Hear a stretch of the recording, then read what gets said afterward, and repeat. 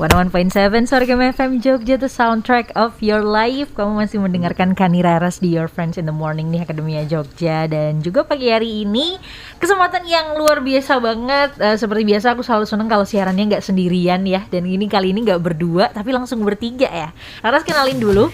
Buat pagi hari ini yang sudah hadir di studio Sorghum FM ada Bapak Agus Sulistya SPDMA selaku Pamong Budaya Ahli Madya. Selamat pagi Pak. Selamat pagi. Terus juga ada Dr. Ayu Cornelia selaku founder Cornelia & Co PR and Marketing Agency. Selamat pagi Bu Ayu. Pagi. Oke, pagi hari ini kita bakal ngobrol-ngobrol nih Akademia Jogja karena kedua rekan yang sudah hadir di studio Sorghum FM ini juga sekaligus mewakili dari Benteng Frederberg ya. Kita mau ngobrol-ngobrol. Itu kayak Bu Ayu pernah ngobrol sama Raras waktu yang ngopi di museum nggak sih? Dulu banget itu. Jadi sebelum pandemi. Iya, sekarang udah kembali lagi waktu pandemi. Tadi Pak Agus sama Bu Ayu curhat kayak, wah ternyata studio Sorghum FM pindah nggak tahu ya 2 tahun udah. Iya ternyata. Iya jadi karena pindah ini tapi ya suasana baru juga ya. Kita bakal ngobrol-ngobrol Akademia Jogja karena belum lama ini Museum Benteng Frederberg ini baru saja memperingati hari jadi yang ke-29 tahun ya Pak Agus ya. 29 tahun itu berarti, aduh sama Raras tuh masih tuaan museumnya juga sih ya. Kespil ya jadinya ya.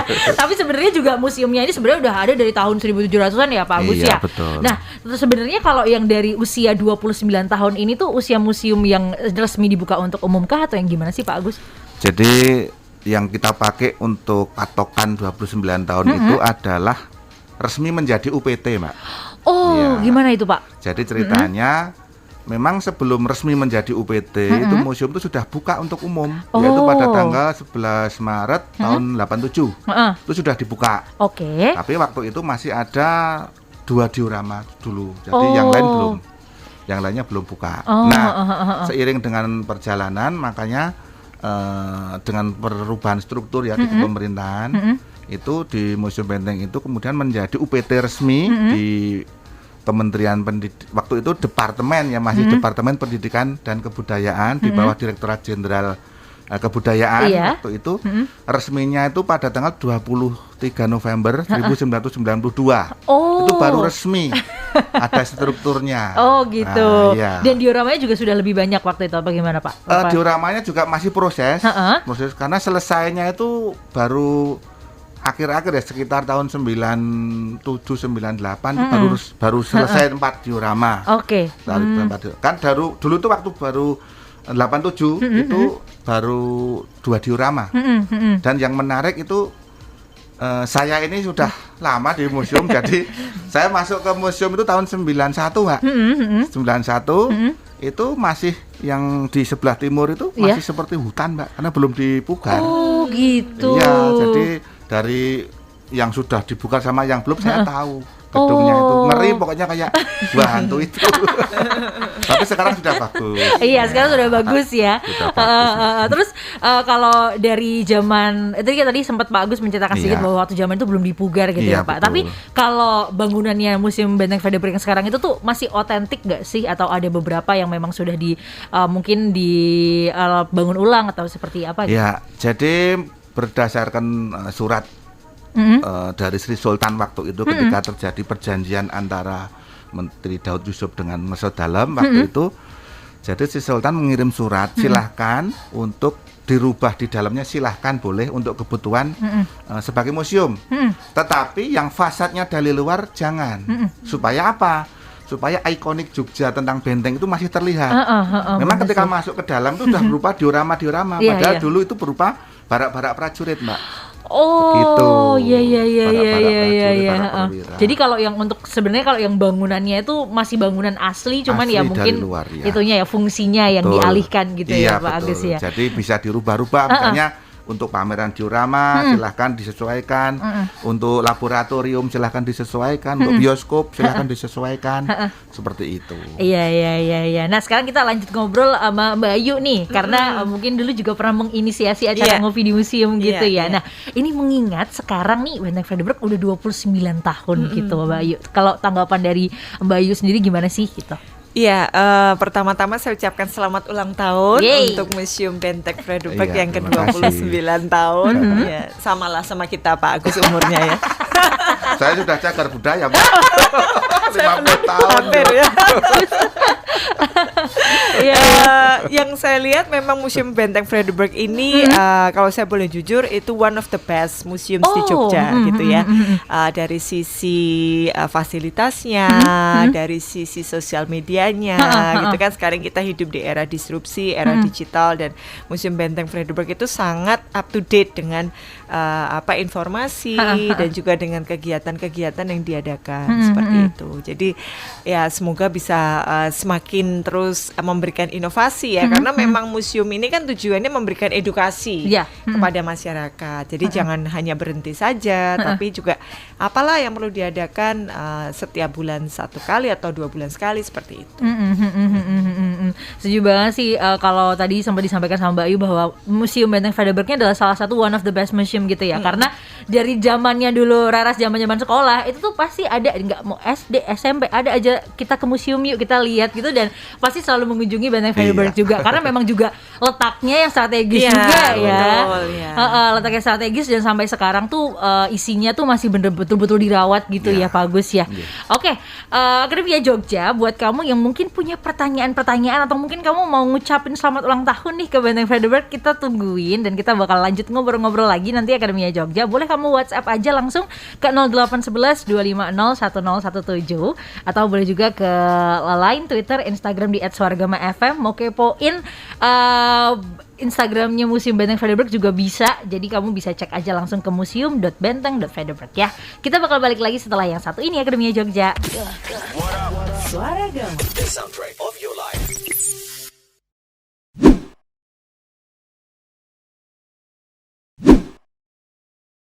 101.7 Swargama FM Jogja, the soundtrack of your life. Masih bersama kandidat Your Friends in the Morning Akademia Jogja, dan kita masih ngobrol-ngobrol nih barengan sama Pak Agus dan juga Mbak Ayu yang hari ini juga bersama-sama kita merayakan ulang tahun Benteng Fredericksburg yang ke-29.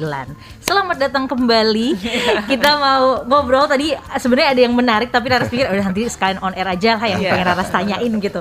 Tadi kita waktu off air tuh sempat ngobrolin soal benteng-benteng juga ya Mbak Ayu ya Pak Agus ya, tentang benteng-benteng yang ada di Indonesia, baik itu mungkin bekas penjajahan Inggris atau bekas jajahan Belanda. Nah, yang pengen Raras tanya nih, kalau di antara benteng-benteng di Indonesia, ini cuman Benteng Fredericksburg kah Pak yang cuman yang dijadikan museum, atau ada juga benteng lain yang juga dijadikan museum gitu? Ada, jadi di Rotterdam itu ada Museum Lagaligo di sana ya. Kemudian mungkin ada benteng-benteng lain yang mungkin museumnya itu museum yang mungkin belum terekspos ya. Jadi di situ ada barang-barangnya kemudian ditaruh di satu ruang dan mereka menyebut museum tapi belum diekspos sehingga kita tidak tahu.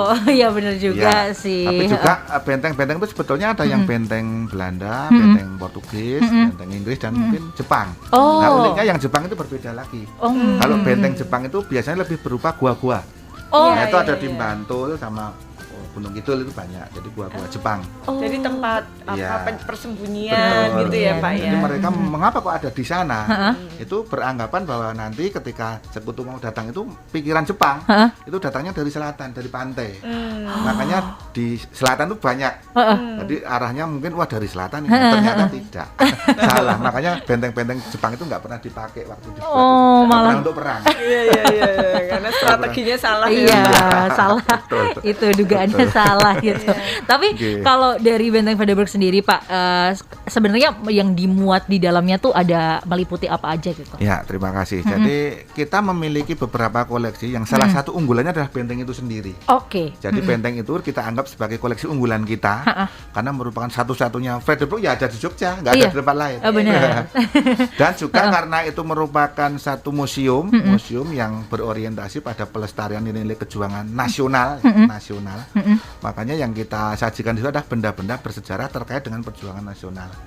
Nah, itu divisualkan melalui diorama-diorama. Kita memiliki 4 diorama, diorama 1, 2, 3, dan 4. Diorama yang pertama itu menceritakan tentang peristiwa perang Diponegoro sampai masuknya Jepang.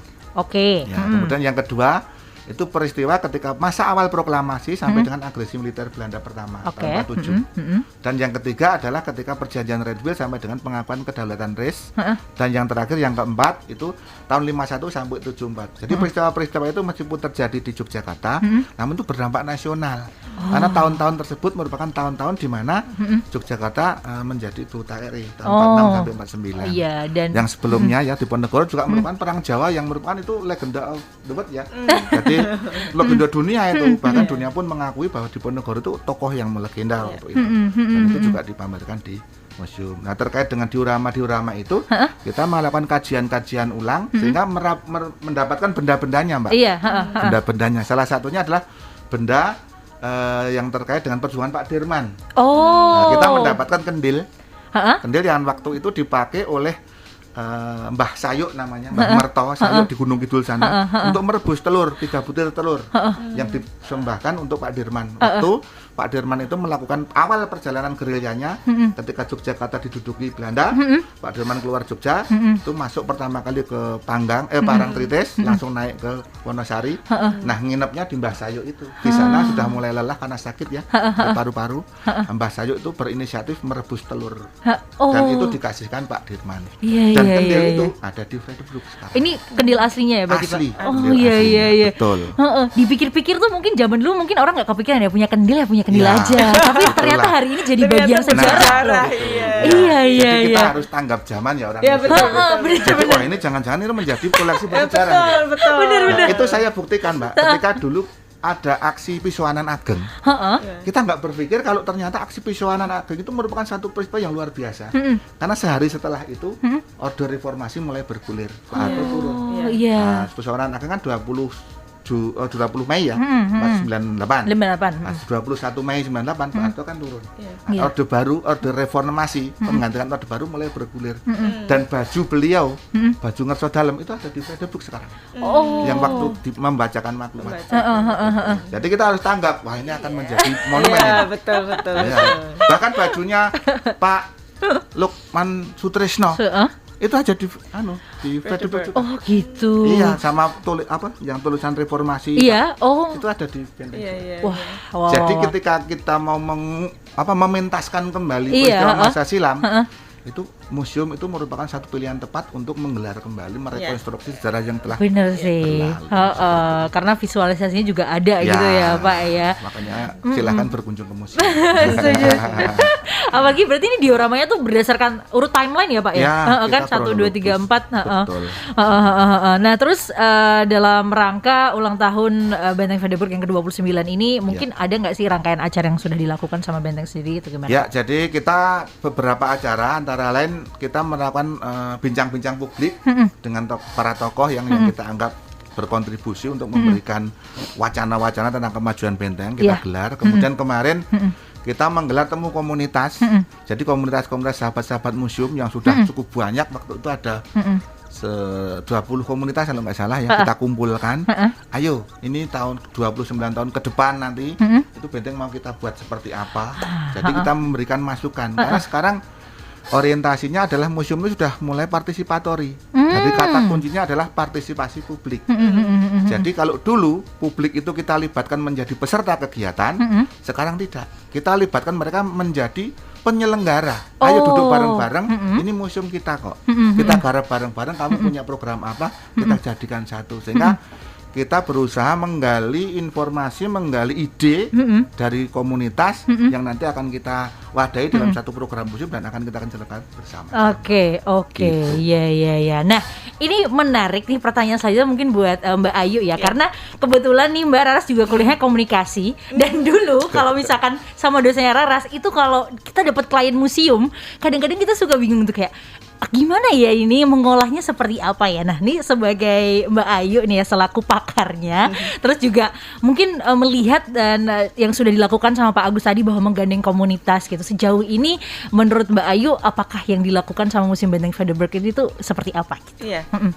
Banyak sekali sebetulnya sudah dilakukan oleh Benteng Frederick ya. Jadi Akademia Jogja bisa kepoin di Instagramnya, itu banyak sekali kegiatan terkait dengan komunitas-komunitas gitu. ada duta museum, ada night at the museum, ada komunitas kayak tadi YouTuber atau apapun itulah gitu. Jadi memang betul di era seperti ini kita harus melibatkan masyarakat, community based tourism gitu ya. Jadi kita harus melibatkan masyarakat supaya pariwisata ini tetap terus berlangsung seperti itu. Nah, caranya gimana? Kita harus cari tahu apa sih yang disukai oleh masyarakat di era sekarang. Itu ya, kayak tadi Pak Agus juga menyampaikan, kita harus tahu apa tadi zaman gitu. Iya, kita harus bener. menyesuaikan dengan zaman. Tanggap zaman ya. Tanggap zaman. Nah, sekarang digital ya udah kita edit dia. Apa sih yang disukai ya? TikTok atau Reels apa seperti itu, atau mungkin fashion show atau fotografi kayak gitu-gitulah, itu bisa dilakukan tentunya dengan prokes ya, karena sekarang kita masih berlaku untuk COVID prevention ini seperti itu. Tapi banyak banget kok Fredericksburg itu melakukan. Makanya tadi saya bilang Fredericksburg itu adalah one of the best museum di Jogja gitu, dan kebetulan karena disertasi saya tentang marketing museum itu saya melihat banget betapa si Fredericksburg ini terus melakukan inovasi ya, dan marketing itu memang harus terus dilakukan gitu. Kalau nggak dilakukan ya tadi nggak ada orang denger, nggak tahu benteng toh gitu. Benar. Atau benteng itu isinya apa sih gitu kan, itu nggak tahu gitu. Dan menurut Laras ini juga upaya yang cukup bagus sih Pak Agus kalau dari Laras pribadi, karena mengajak masyarakat atau komunitas untuk berkolaborasi juga. Itu tuh kayak istilahnya kan kita kan ada regenerasi juga ya. Jadi nanti tuh kayak yang generasi yang lebih muda tuh bisa tahu juga gitu ya Pak ya. Oke, kalau gitu Akademia Jogja, tadi aku lihat udah ada beberapa pertanyaan yang masuk di WhatsApp Suara Gema FM, tapi akan kita bacakan setelah beberapa pesan yang mau disampaikan dulu nih Akademia Jogja. Jadi jangan kemana-mana, stay tune cuma di Your Friends in the Morning. Follow our Instagram @suaragama_fm.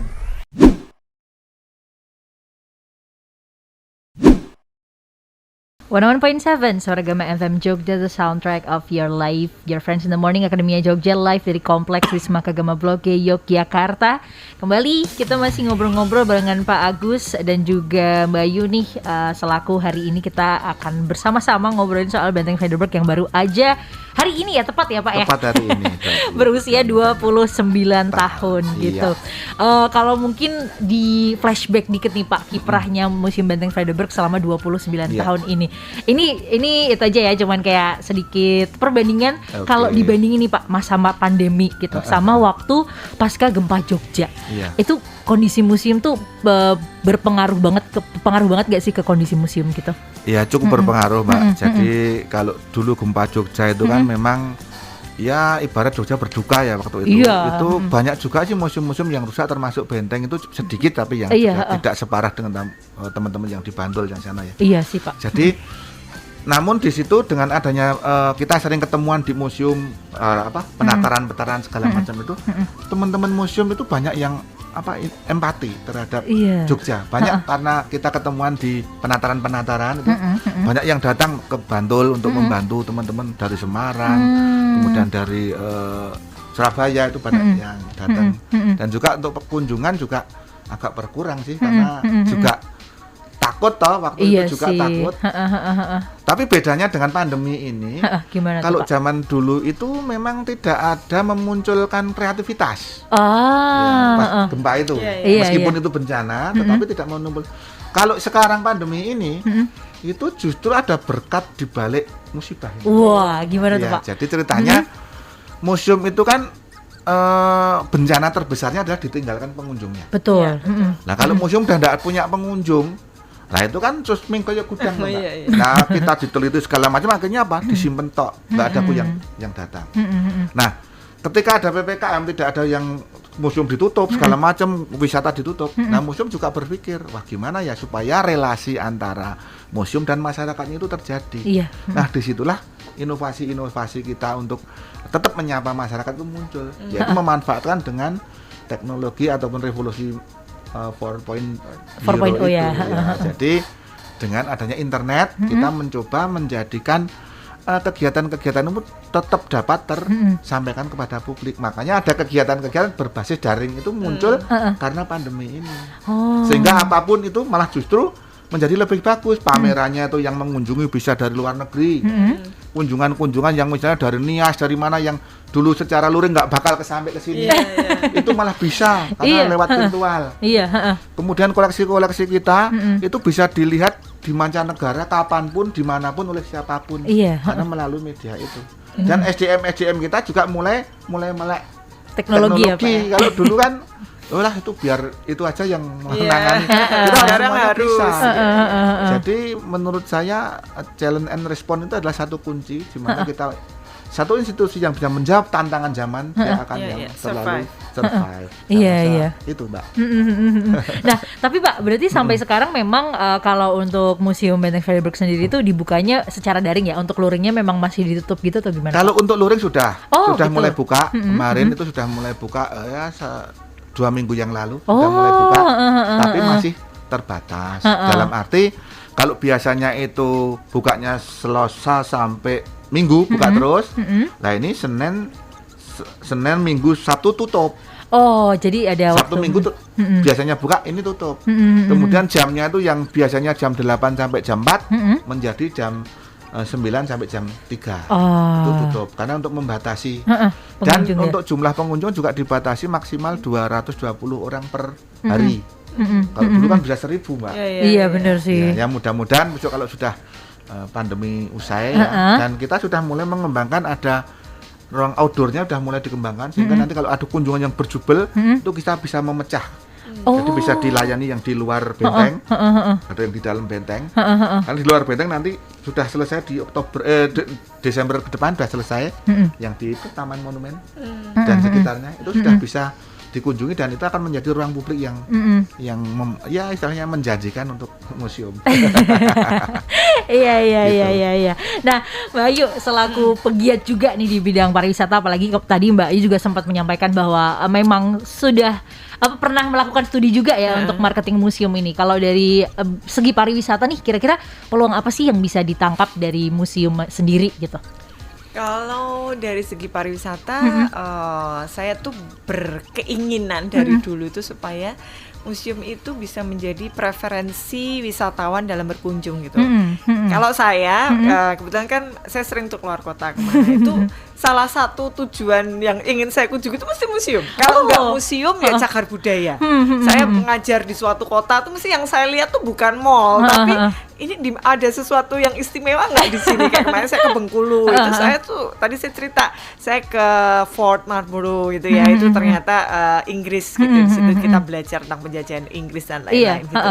Nah, terkait dengan pariwisata ini memang kita harus sinergi ya, sinergi dengan beberapa asosiasi pariwisata yang ada di Jogja, misalnya KIPI ya, itu Gabungan Industri Pariwisata, ada Badan Promosi Pariwisata Daerah Istimewa Yogyakarta, yang ketuanya Gusti Bendoro, beliau juga kebetulan kan ngurusin Museum Keraton. Sekretarisnya kebetulan juga saya.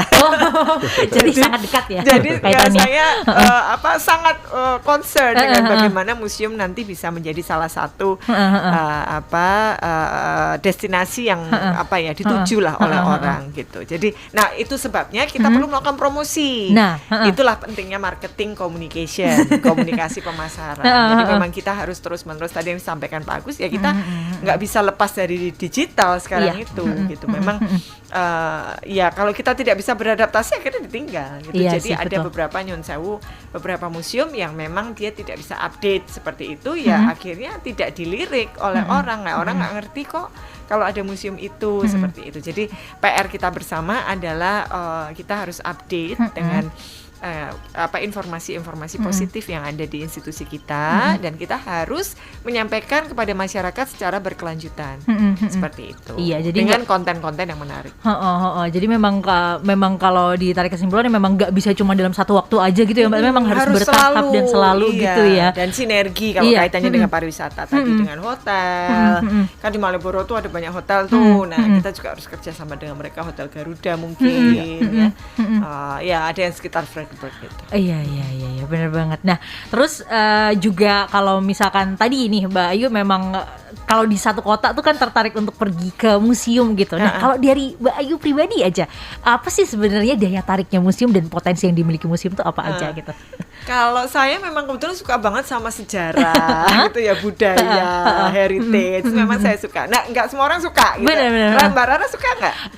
Kebetulan Rara waktu di kuliahan, waktu sekolah dulu nggak begitu suka sejarah. Tapi setelah beberapa kali ngobrol sama Benteng Freddy Bird, ternyata baru mikir, kok dulu aku nggak suka ya sejarah. Gitu loh. Padahal seru ternyata gitu. Dan sekarang malah makin kesini tuh malah jadi kepo juga, kayak suka searching tentang zaman dulu tuh kayak gimana gitu.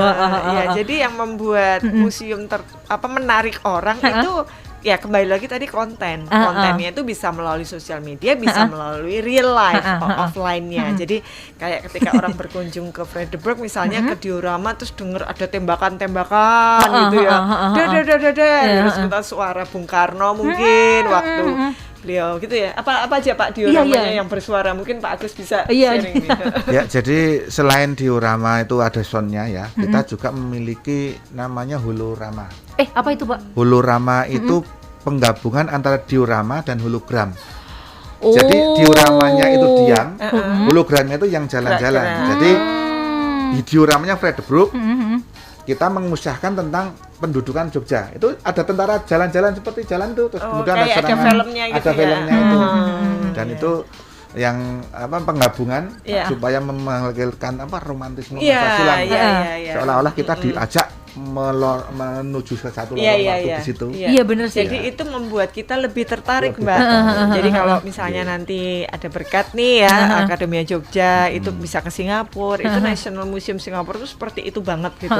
Bahkan mereka lebih modern gitu. Jadi ada tetap yang etnik yang sejarah-sejarah Singapura zaman dulu, tapi mereka lebih teknologinya tuh advance banget gitu ya. Jadi betul-betul kayak misalnya kita jalan ada burung, terus kayak ada angin gitu ya, kayak jadi ngerasain experience-nya tuh betul kayak seru banget gitu ya, dan nggak bosan akhirnya mau pengen untuk terus ke situ. Iya sih, ya. Jadi memang harus selalu berinovasi juga gitu ya Pak Demba ya.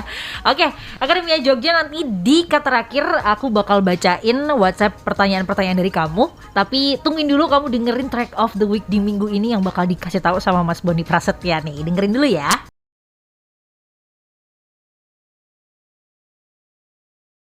Yeay, barusan kamu dengerin track of the week untuk minggu ini di Swargama FM Akademia Jogja. Tapi sebelum kita lanjut ngobrol-ngobrol nih ya, aku sudah mengumpulkan beberapa pertanyaan yang pagi hari ini sudah ditanyakan ke WhatsApp Swargama FM. Untuk nanti kita bisa tanyain ke Pak Agus dan juga Mbak Ayu yang pagi hari ini masih bergabung di Your Friends in the Morning ya. Kita lanjut ngobrol dan juga baca-baca dulu ya Pak ya WhatsApp yang sudah masuk ya Mbak ya. Terus ada cukup banyak sebenarnya nih, sampai Raras bingung yang mana dulu ya yang mau ditanyain. Tapi mungkin ini deh yang ditanyain sama ada Intan di Jogja nih, yang dia nanya perbedaan ketentuannya waktu mengunjungi Benteng Fredericksburg setelah sekarang kita ada di masa new normal tuh apa aja Pak? Mungkin boleh dibantu jawab? Oke, Mbak Intan ya? Iya Mbak Intan. Untuk Mbak Intan, jadi untuk new normal ini kita memang ada regulasi baru ya, terkait dengan pandemi COVID ini. Kita sangat-sangat berhati-hati. Jangan sampai nanti museum menjadi klaster. Nah, ini menjadi viral nanti. Kecil itu nanti. Makanya kita selalu menerapkan protokol kesehatan. Jadi di depan itu ada tes suhu, kemudian ada peralatan cuci tangan, dan juga kita siap kalau misalnya ada yang sakit itu langsung kita ada nomor-nomor darurat. Oh gitu. Ya, jadi kita harus menyiapkan itu karena itu penting sekali supaya nanti jangan sampai kita sudah istilahnya siap begitu berusaha supaya COVID ini belum betul tertekan, hanya 1-2 orang saja yang sampai lalai. Kita jangan sampai hal itu terjadi. Makanya museum selalu berusaha ke sana sehingga nanti sangat-sangat itu menjadi prioritas kita ya, di samping untuk yang lain, tapi itu prioritas karena bencana ini sudah menjadi bencana dunia ini. Iya sih. Jangan sampai nanti Indonesia ya menjadi pemecah rekor untuk jangan sampai itu terjadi. Jangan sampai gitu. Ya Pak ya. Tapi kalau untuk sekarang rombongan yang masuk itu mungkin ada pembatasan nggak sih Pak? Misalnya satu rombongan maksimal berapa orang gitu? Ya itu tadi. Jadi untuk saat ini kita dibatasi satu hari itu 220 orang satu hari. Jadi nanti sebarannya kita bisa atur. Kita memiliki yang indoor itu ada 4 ruang. Jadi jangan sampai nanti terjadi apa ya istilahnya ya penumpukan. Makanya kita harus atur ketika di situ ada orang itu mampu berjarak 1 meter itu mampu. Nah, makanya itu menjadi kita boleh masuk. Jadi rata-rata kita ruangan itu cukup luas sih, satu diorama itu mungkin satu diorama bisa sekali masuk itu bisa ya 20 orang bisa. Jadi ada 4 kan bisa 80 orang. Yang lainnya bisa diatur di luar. Oh iya. Karena ada yang outdoor dan indoor. Outdoor pun ada materi yang bisa disampaikan. Sehingga kita bisa membagi supaya tidak terjadi kerumunan, akan kita atur seperti itu. Iya. Pertanyaan yang selanjutnya nih Pak, ada dari Josephine, mau tanya gara-gara dengerin siaran ini jadi pengen ke Benteng Vredenburg, tapi ada nggak sih aturan untuk minimal usia untuk masuk ke Benteng Vredenburg sendiri gitu Pak? Ya, kalau minimal usia saya rasa kita tidak, karena kita juga melayani kunjungan keluarga, jadi anak-anak pun boleh. Sebatas itu masih ya itu tadi protokol kesehatan. Ya kalau dari luar kota tentunya harus vaksin ya, sertifikat vaksin, karena di situ ada Peduli Lindungi, itu ada di situ barcode-nya. Sehingga harus di situ. Jadi kalau batasan usia saya rasa enggak ada. Yang penting didampingi orang tuanya, itu saja. Iya. Dan juga ini ada pertanyaan yang masuk dari Dodi yang mau nanya. Ini sebenarnya pertanyaannya banyak banget sih Pak. Tapi mungkin dari Dodi ini bisa, karena pertanyaan ini mirip-mirip sama yang lain gitu. Jadi dari Dodi ini kita mewakili mungkin yang dilakukan Benteng Vredenburg supaya bisa selalu dekat dengan anak muda. Oke, Mas Dodi, terima kasih. Jadi itu memang kata kunci kita ya, karena generasi sekarang itu kan generasi milenial. Nah, generasi milenial adalah miliknya anak muda. Oleh karena itu kita harus paham karakter anak muda itu seperti apa. Sekarang anak muda itu kan nggak mau repot. Iya. Seolah-olah dunia itu ada di genggaman. Pengen yang instan-instan ya Pak ya. Iya betul. Oleh karena itu museum harus bisa mengakomodir kebutuhan mereka. Satu, mereka tidak mau direpotnya ketika mau beli tiket misalnya. Itu sudah ada online-nya. Tiket online ada. Terus kemudian kan kalau mau ke Benteng kan survei dulu kayak apa sih? Itu ada, bisa dilihat nanti di vredenburg.id. Itu ada webnya. Itu apa-apa ada di situ. Bahkan artikel-artikel yang Mas Dodi anggap penting bisa di-download dari situ. Kemudian kalau mau lihat pamerannya itu seperti apa, silakan Anda kunjungi virtual museum vredenburg.id. Itu seolah-olah Anda sudah masuk ke lorong-lorong pameran. Jadi ada kamera 360 itu. Jadi itu langsung bisa masuk kemana-mana. Dan itulah yang kita mencoba menjawab dari kebutuhan-kebutuhan generasi milenial sekarang. Bahkan beberapa artikel-artikel atau tulisan-tulisan bisa di-download, sudah di PDF kan, di e-book kan sudah ada.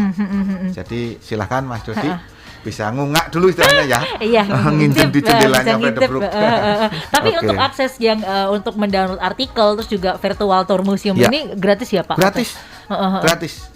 Tinggal masuk aja ke itunya ya, ke website-nya. Masuk ke vredenburg.id nanti udah bisa kemana-mana. Iya. Nah, ini juga pertanyaan selanjutnya mungkin buat Mbak Ayu ya, karena tadi ini juga banyak banget Mbak Asli yang nanya kayak apa sih upaya museum supaya selalu dekat dengan anak muda atau upaya museum supaya milenial tertarik untuk pergi ke museum. Nah, yang kita tahu berdua nih Mbak, atau mungkin bertiga juga tadi karena kita udah ngobrol sama Pak Agus ya, bahwa sebenarnya upaya yang dilakukan sama Museum Benteng Vredenburg ini udah macam-macam.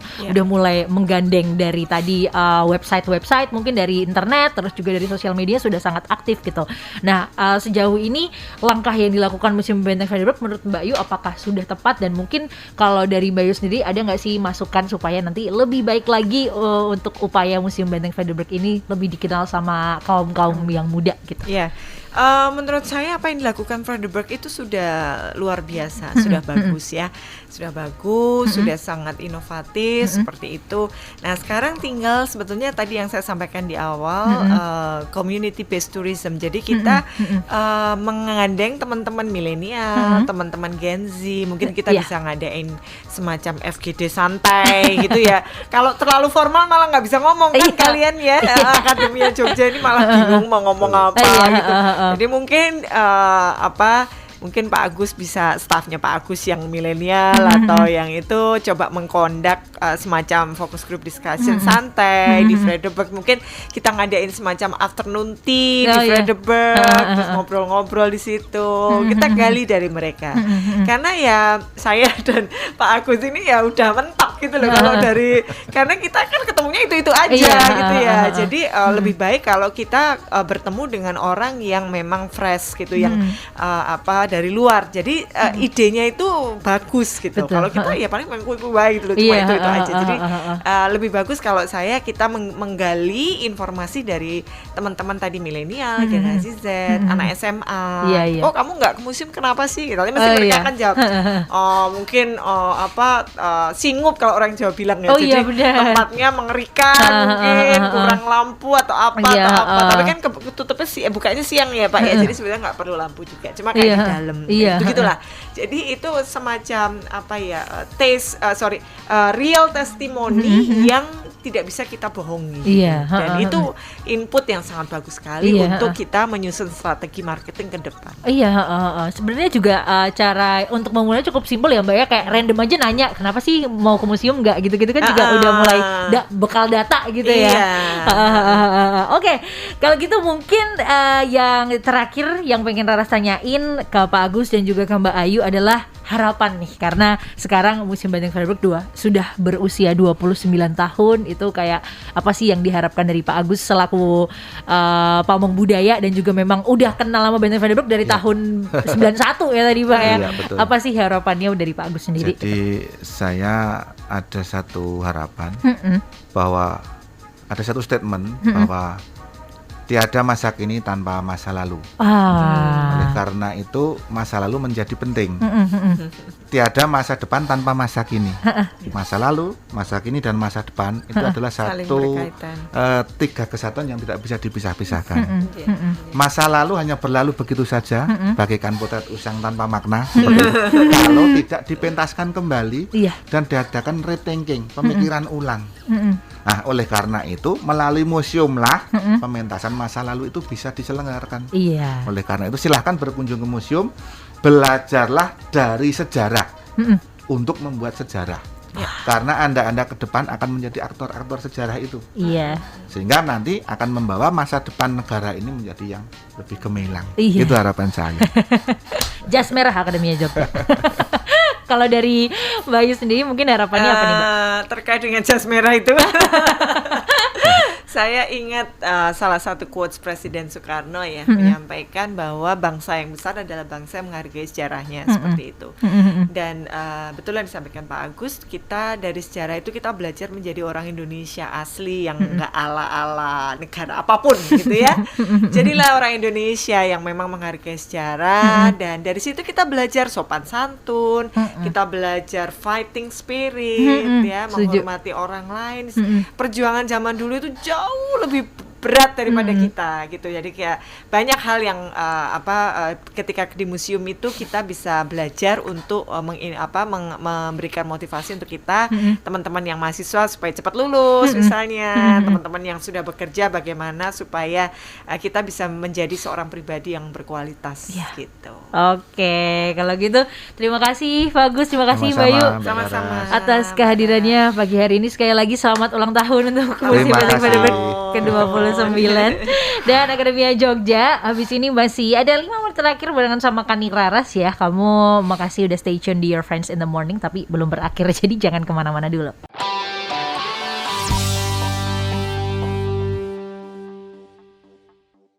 Saksikan terus persembahan video dari kami. Jangan lupa untuk like, subscribe, and share YouTube channel Museum Benteng Frederick Yogyakarta.